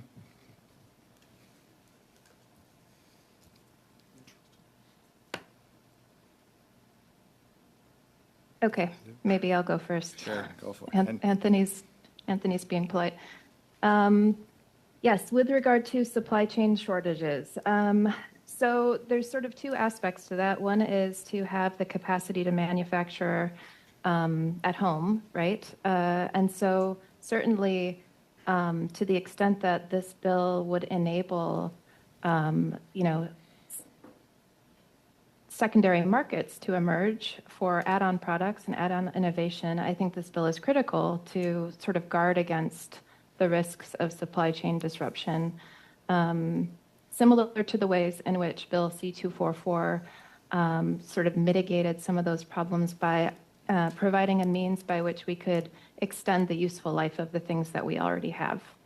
Anthony? Yeah, I mean, I would just point out some of the obvious that, we're currently experiencing a global shortage of microchips. And, there's bottlenecks in a whole host of industries. And the ability to achieve interoperability between different devices allows us to achieve new purposes and new functions for the equipment that we already have. So beyond manufacturing and innovating new products that are interoperable, this bill would also help assist in, using more of what we have for more varied and contextual purposes. So to that end, I think it could aid in dealing with shortages. You had an amendment proposal to allow for an implied license when you buy a product. Can you explain a little bit more about that amendment? Yeah, so currently under 41(1)A, the assumption is that if you are not a manufacturer, if you read the entirety of the bill, if you're not a manufacturer of a product or device, if you're someone else, for example, a researcher, or you're in the process of gathering information to maybe towards the development of a product, but you're not yet manufacturing them, that you would need to own a copy of the computer program or have a license to use it.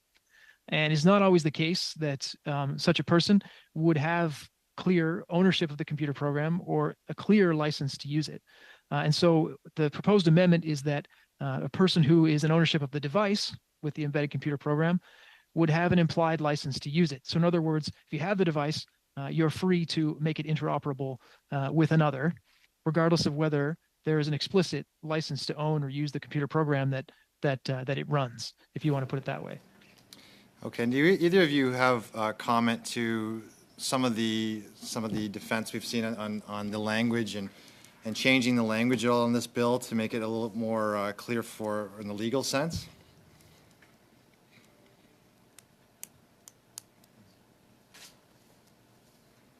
I'm sorry, there's been a number of different proposals as to how it could be amended. Well, and I guess, do you agree that the language, there needs to be more amendments to the language to make it fit to be, I guess, more legal friendly in terms of how less plain language, I guess, was the one recommendation? I think the bill would benefit from some clarity around some of the terms used in 41(1)A, particularly, manufacturer and product. Are terms that are somewhat alien to the Copyright Act that could deserve some attention in terms of making them gel a bit better. However, I mean, it's important that amendments to the language don't essentially deprive the bill of its purpose and effect. And so to that end, yeah, I think there's some room for improvement there, but I would caution against essentially watering it down into being exactly what's already in the Act. Okay. Is it okay if I just add one small point? Sure, go ahead. Yeah, I would just say, I mean, I think there's always room for improvement in terms of the language of these kinds of bills. I would say that the goal we should be aiming for is not to include less plain language. I think plain language is good, right? We want our public law to be accessible to all members of society, and plain language helps us get there. That said, I do agree that, additional definitions could be helpful, and I think Mr. Rossborough points to that in the article that he submitted to the clerk. Okay. Thank you very much. Mr. Erskine-Smith. Thanks, Joel. I appreciate the comments about plain language, although if one wants plain language at law, one probably doesn't go to the Copyright Act. I want to start with, I guess, the international experience, which is we are coming at this in a piecemeal way. We've got two bills that are currently before this committee, and I think my colleague, Mr. Massey, is right, that there is obviously an overwhelming desire for change and to deliver interoperability, to deliver a right to repair. It's just more, how do we technically go about this to deliver this in the best way possible? So, Mr. Rosborough, Mr. Santivani, and Ms. Santivani, starting with you, is there another jurisdiction that gets this right?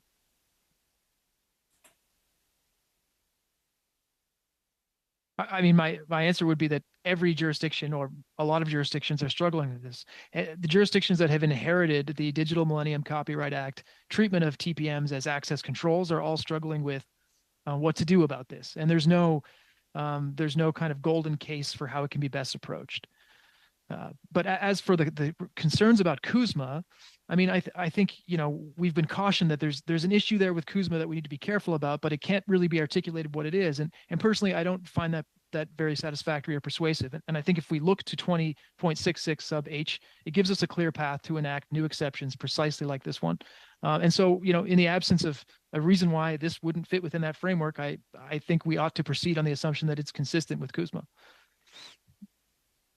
And Ms. Lovrix, is there another jurisdiction somewhere we should be looking at in your view? Well, similar to the discussion we had on the right to repair bill, I think really the Copyright Act has been identified as the barrier to both the right to repair and interoperability. And I think that there's an illusion that removing or making an amendment or broadening the exception will somehow facilitate the right to repair. This act doesn't facilitate the handshake. And if you look at other jurisdictions like Europe or the UK and in parts states in the US where they've looked at other legal areas of the law, be it competition, Mr. Massey's bill under the Competition Act, or looking at provincial, given our division of powers, there would be certain provinces. So Quebec has put forward a bill. I think really we need a comprehensive approach. To me, amendments to the Copyright Act, this is a bit of a red herring, frankly. But pause, because right now we're not talking about right to repair, we're talking about interoperability. But is the answer not, sympathetic to some of the concerns of industry that came before us and said, well, what you're going to do is you're going to create a completely open door to access to circumventing TPMs, and we won't be able to control. So you might say it's for the purpose of repair, but it's tough. But in this particular case, I'm not that sympathetic, because if the industry just delivered interoperability, then they could still have TPMs. And so doesn't this create the right incentive structure for businesses to do the damn thing they should do in the first place? But to illustrate the red herring, taking Ms. Santivani's point about the three different computer systems that don't speak to each other, the current exception would enable somebody to do that research and to have them speak to each other. Like, the Copyright Act is not a barrier there, is sort of the point that I'm making. No, but companies would instead have the incentive not to have their disparate sort of systems that don't talk to each other. If we as legislators say, look, people are going to be able to circumvent TPMs in order to render things interoperable, and therefore, if you want to keep your TPMs in place and not have circumvention so very easy, deliver interoperability. Doesn't this create an industry incentive to deliver interoperability? I would think that we already have the industry incentive and we're not seeing it. Like I sincerely disagree that we have any industry incentive towards interoperability. Quite the opposite, I think. Well, okay, so my last question though is, look, you are going to provide amendments to us, or propose amendments to us. So then my ask of Mr. Rosborough and Ms. Santivani, we're not going to have you back, and there's timing to this and everything else. So what would be very helpful is when Ms. Lovrix and her team provide amendments to us, if we then can circulate them around, if you would be able to comment on them back to the clerk and the analysts in writing, so I can at least have a better understanding of, they'll make their best case and then you can provide an answer. I would do that today, but I don't have the amendments in front of me. So making sure we can do that in writing would be very helpful. And otherwise, I appreciate everyone's time. I would be happy to do that. Likewise. Merci beaucoup. Thank you very much. And now I would like to turn to Mr. Perkins. 5 minutes. Thank you, Mr. Chair. I'm going to split with Mr. Generu. So I would like to start Mr. Lawford, I think in your opening presentation, and this is a bit of a follow-up, I think, to Mr. Erskine-Smith, you talked about French law and French law being interesting in a look at it. So how would you incorporate some of the elements you mentioned within this bill to achieve some of those ends that you mentioned? You talked specifically about, I think, about lists, and then secondly, and I'll come back to the separate question on the issue of planned obsolescence as a separate issue. You're right. I don't think planned obsolescence would fit well into this bill. But I do think that the obligations that are in the French law to tell people what is replaceable and how long it will be available on the market would be helpful here. Because as long as you're not in like a monopoly situation like with John Deere, right? It's the only thing that attaches, these guys build it attaches to that equipment, or maybe one or two other manufacturers. But in more consumer product areas, like say smart home, you might have a choice of 3, 4, 5 smart home providers, but at the moment we don't know what they're going to support and how to replace the pieces if they break in these systems, so consumers can't be sure that they won't pick a system that is quickly outdated and doesn't work and they have to replace the whole system. So having a little bit of information at the front end about replacement parts and being allowed to do that would seem to be complementary to what this bill is trying to do, and to some extent Bill C-244. How do you take that to the next step? What does that look like? Does the manufacturer is responsible through their website or whatever of keeping an up-to-date list? Do the people who provide those parts and those systems have to get approval of that manufacturer in order to do that? How does that work? If I understand correctly, the manufacturer has to make an obligation to try to support the third parties, but they are not required to. And if they are producing their own parts, I think they have to continue to make them available and for 5 years beyond the product being offered to the public. But after that, it gets hazy to me, as I understand the concern might be overregulation. And I agree there's some point at which we want to make this reasonable, but the idea is that you're going to tell people what your intentions are for the repairability of the product up front. Mr. Jenner? I have a question for Ms. Centovani and Ms. Stanley. More and more we talk about new technologies, such as AI, ChatGPT, and all these different softwares. So AI, how does the Canadian Copyright Act, or even internationally, and how can interoperability evolve in regard to these new technologies? A company such as Mr. Pegs write a code and say 20 minutes to make equipment function? I mean, how do you envisage how this will evolve? Given the society in which we live and the Copyright Act, do you see linkages between all this, or am I ahead of my time? You can go. I'll respond first, if that's okay. Yeah, go ahead. Yes, you might be ahead of your time. Oh, I'm getting some feedback. Oh, sorry. Is that okay? All right. Yes, you may be ahead of your time. So I guess I would say a couple things. As a general matter, copyright law has always struggled with new and emerging technologies. And part of that is because copyright law is inherently retrospective, right? Like it's backward looking, it's, oriented around precedent and about analogizing and distinguishing to things that have come before. And the nature of emerging technology is that it's forward looking, right? It's innovative.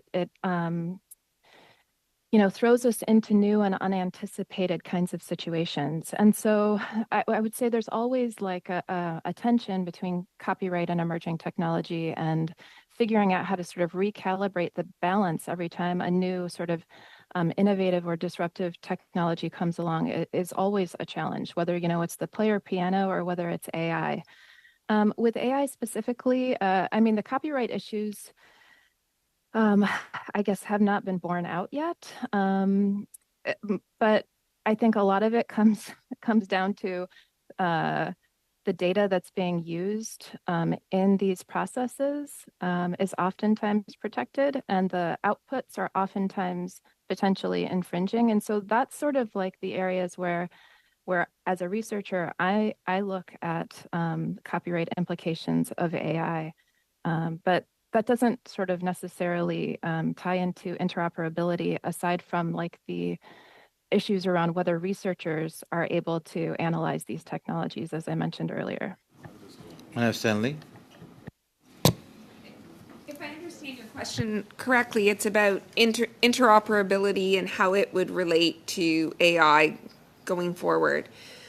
If you're looking at AI, it's really the same issue we have here today. It's that, AI, whether it's software that enables an AI interface or software that enables an operating system for a tractor, it's still software, and it's protected under the Copyright Act. And there are these exceptions for interoperability and for breaking TPMs to make them interoperable. I would think in the case of AI, the approach that IPIC's recommending for addressing the objectives here would apply also for addressing issues with respect to circumventing TPMs for AI, and that you'd have to make sure that it made sense in the context of the copyright, and also you'd have to have an eye to safety and security concerns, I think especially with respect to AI. And the approach we're advocating is something that's, more akin to what the U.S. has with the Library of Congress enumerated exceptions, just something that takes a case-by-case look at each exception that is enacted under the Copyright Act. Mr. Chair, so Mr. Dave. Microphone, please. The honourable member to be forced. You're already talking about how do we deal with things that were negotiated in the new NAFTA agreement? How do we deal with things that were negotiated in the TPP? Canada's in the process of considering... Je peux continuer? Juste parce que l'interprétation française ne faisait pas à l'instant. D'accord. Oui, merci. Je dois continuer au français ou... D'accord.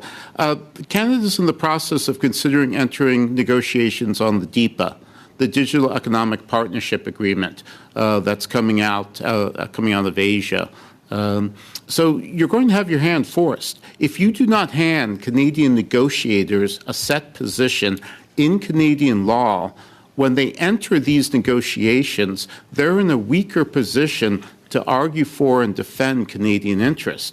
So what you're doing is not getting ahead of the curve.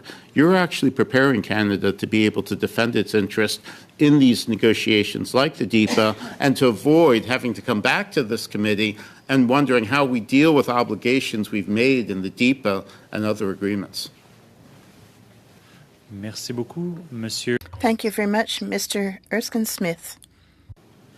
Thanks. We're going to have a further conversation, I think, at this committee around ensuring compliance with CUSMA. And obviously, it applies to 244 as well. It's been a more challenging conversation, and then for this bill as well. But to Mr. Rosborough's point, as I understand it, so you had mentioned H, but also 4A says non-infringing reverse engineering activities with regard to a lawfully obtained copy of a computer program. Okay, check.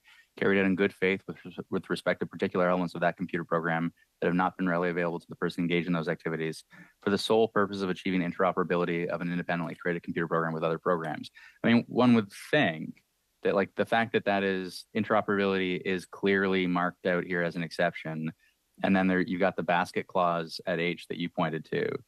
I mean, I guess the question is not for you, Mr. Rosborough, but for Ms. Lovrix or your colleague.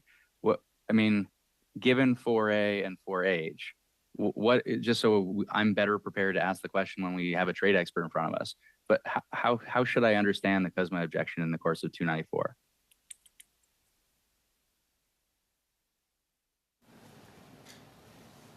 I'm not sure. Colleen, do you want to take this one? I would first point out the deletion of soul, but I'm not in the room, sorry, and I can't see if. Oh, the deletion of soul in. Well, if you take, do you want to take this one? Sure. So I think ultimately it'll depend largely on where the language lands. So dealing first with 41.121, the deletion of soul may in and of itself bring us offside the provision. And dealing with B actually, as worded grammatically, arguably provides for reverse interoperability. The language is just unclear, and given the ambiguity, depending on how it's applied, I think that there is a risk that B goes beyond it, and also goes beyond, potentially beyond H. Our view is that we would prefer a regulatory approach than a legislative approach. I take Dr. Rossborough's position that this is a legislative process that we're undertaking, but to our mind, and well, one might prefer a regulatory approach. I mean, that's fair. I'm sympathetic to the idea that if the government put forward a comprehensive regulatory approach that checked a lot of these boxes, checked some of the boxes Mr. Lawford has been talking about, I mean, I'm open to that suggestion. But we've got what we've got in front of us, and I'm hearing that there are objections based on CUSMA, but so the word, I doubt that the word soul ultimately upends the whole thing. I take your point about that B doesn't fully fall within the exception 4A, but I mean, you'd think that there's a pretty good argument that 4H would encompass it, given we're really talking about the same thing, and A is already there. So interoperability is already, as a premise, it's already an exception there. So on this, what would be helpful for my purposes, rather than going back and forth in the short time, we are going to, I think, be engaging trade experts in this space. So if you were to follow up in writing with the core, what the questions ought to be framed in some way, it'd be nice to be just fully prepared so we have a fulsome conversation with those trade experts and make sure all concerns are properly addressed in full. Because I think, Mr. Rosborough made a pretty compelling case around 4A and 4H. And so if you're not satisfied, then putting those concerns and that lack of satisfaction in front of a trade expert would be helpful for us. Sure. And just to be clear, I think our primary concern is actually inconsistency within the context of the Copyright Act itself and the ambiguity that, Gotcha. And you'll have amendments for us on that front, and then we'll go back for it. Perfect. Okay. Thanks, everyone. Merci beaucoup. Thank you very much, Nate. Mr. Lemire. Thank you, Chair. So, Ms. Stanley or Ms. Lovrix, with AI, should we include right away the notion of a transparency, given the concern raised by Ms. Santivani? This production of AI may follow a similar pathway as photography, as perceived more as a tool, as a work. What is your opinion? Should there be a notion of transparency obligation?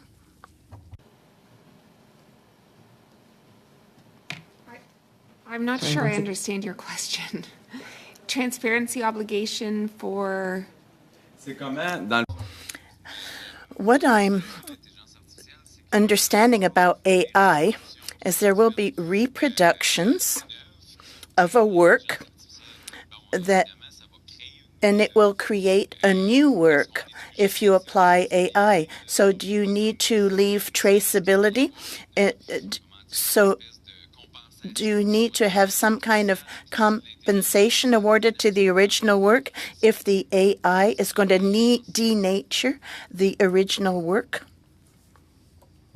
Okay, so this isn't related at all to this topic.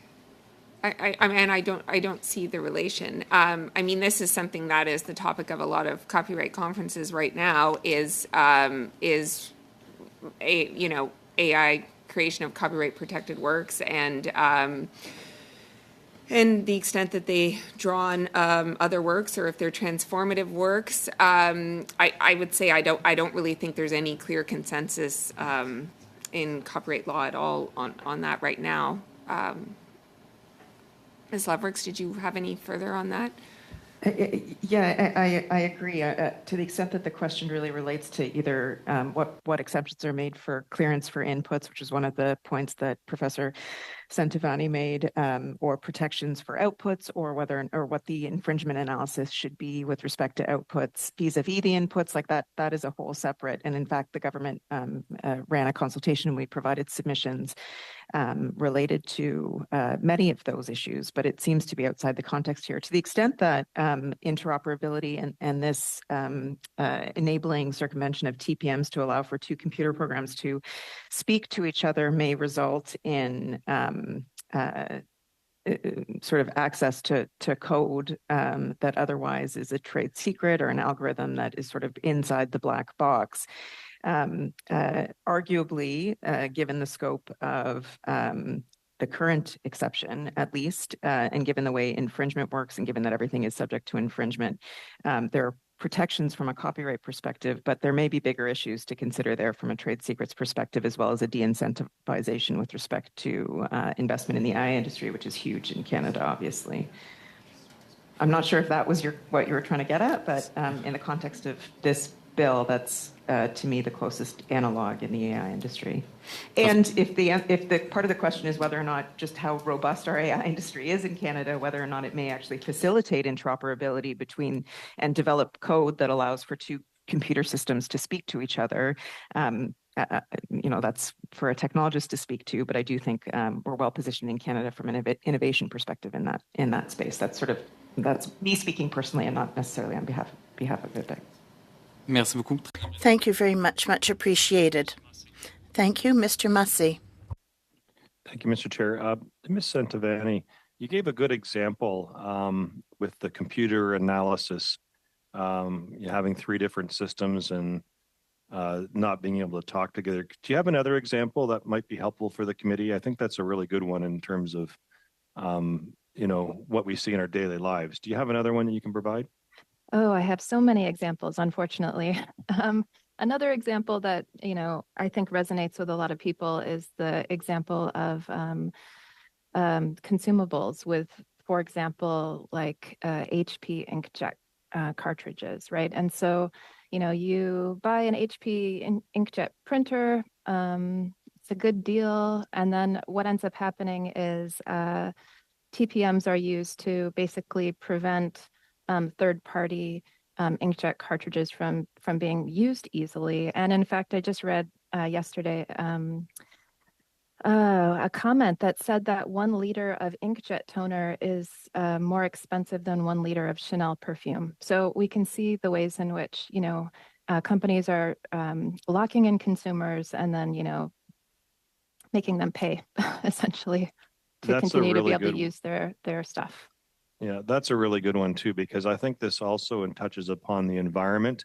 You literally have printers that are more disposal in terms of economics, because you could, buy new cartridges and basically for half or 3/4 the price, buy another printer or about the same amount, and then have the cartridges included and so forth. So there's another level to this that I don't think we've gotten into. So I know my time's up, but I think those practical examples are really good. Thank you, Mr. Chair. Thank you very much, Mr. Masté. And to conclude this discussion, Mr. Patzer, the floor is yours. Okay, thank you very much. I'm just going to get back to the folks from Honeybee here. We heard comments earlier about an industry incentive for interoperability. If from your guys' view as innovators, is there an industry incentive for interoperability that currently exists?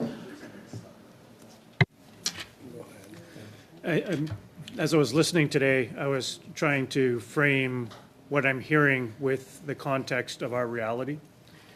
And a couple of things stuck out. One is that the void left by the lack of interoperability is filled with anti-competitive behavior and planned obsolescence, because the people who live in that void have the ability to decide how everything goes after that.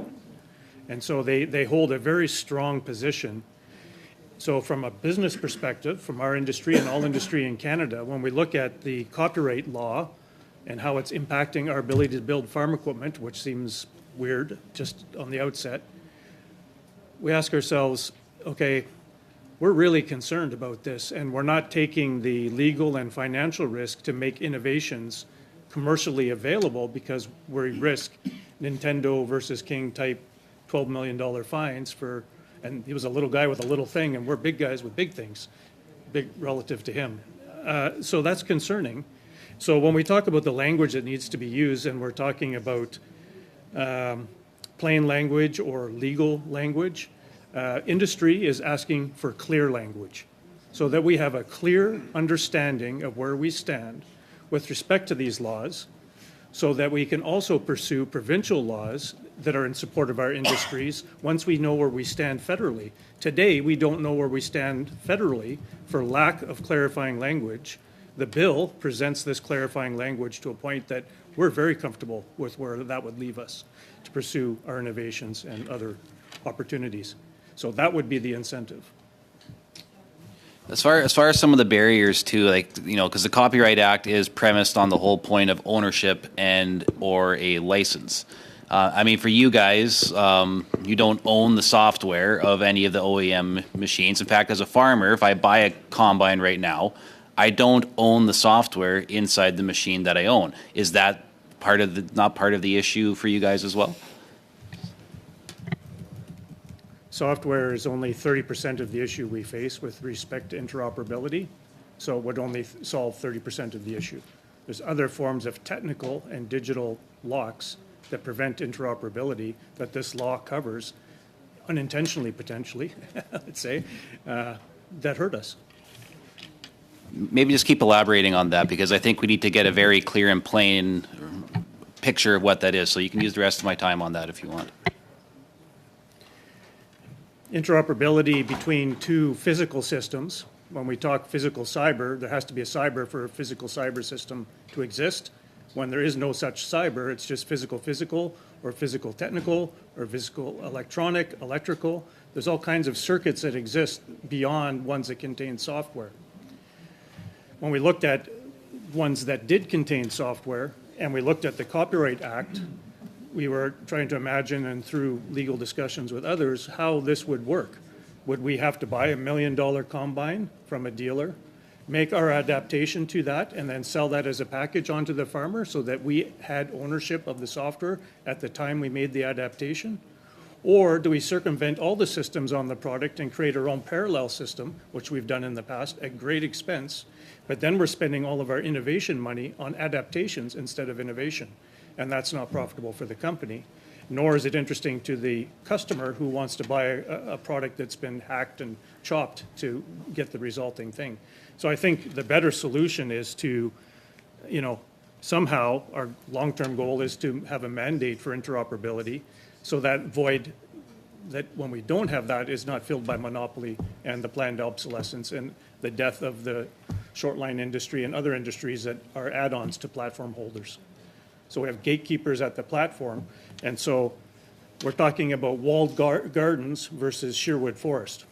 We would prefer to operate in the competitive environment of Sherwood Forest and have access to those market opportunities without having to even go into the garden. Let them have their garden, but let us also participate for those that want to live and work outside of the garden, but using those platform devices. Merci beaucoup, Monsieur Patzer. Merci. Thank you very much. Thank you to all of our witnesses. Thank you for joining us. It's very much appreciated. This is all the time we've had for today. And thanks to the interpreters, analysts, clerks, and support staff. The meeting is adjourned.